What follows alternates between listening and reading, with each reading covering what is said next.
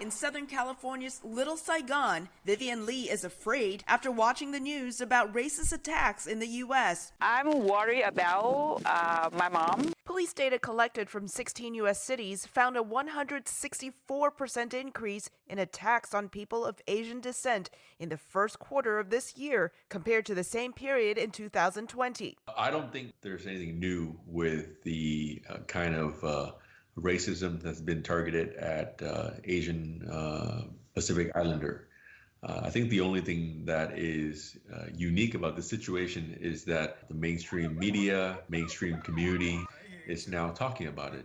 Whether it's on social media or on the streets, Asian Americans are now talking about racism and being crime targets after years of relative silence. When I was a teenager, my family and I, living in San Jose at the time, were victims to an attempted home invasion robbery.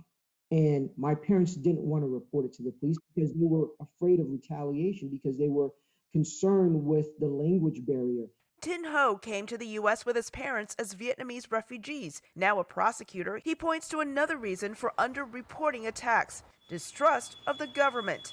But now Asian Americans are reporting incidents of racism at higher rates. Since March of 2020, more than 6,600 racist incidents against Asians have been reported to the Stop AAPI Hate website in 12 languages. We don't know necessarily if there's been a surge. We just know it's clearly widespread. Many Asian Americans blame former President Donald Trump's rhetoric on COVID-19 to the Chinese virus for the current spate of racist acts. So the fear, the economic distress, the frustration over being quarantined for an entire year, all that anger and fear is now being directed towards Asians. People have to find a scapegoat. And last year, the administration scapegoated Chinese people. But Asian Americans of all backgrounds, often seen as a monolithic group, have been targets of pandemic-related abuse. But people are using racial lenses to perceive us and then to interact with us. Some Asian immigrants are also examining perceptions within their own communities about other ethnicities. No matter what, there's always going to be this underlying tension of we don't understand them, we don't like them as much because we don't understand them, or they're somehow slightly different. I think at the end of the day, we share a lot more in common than we have differences.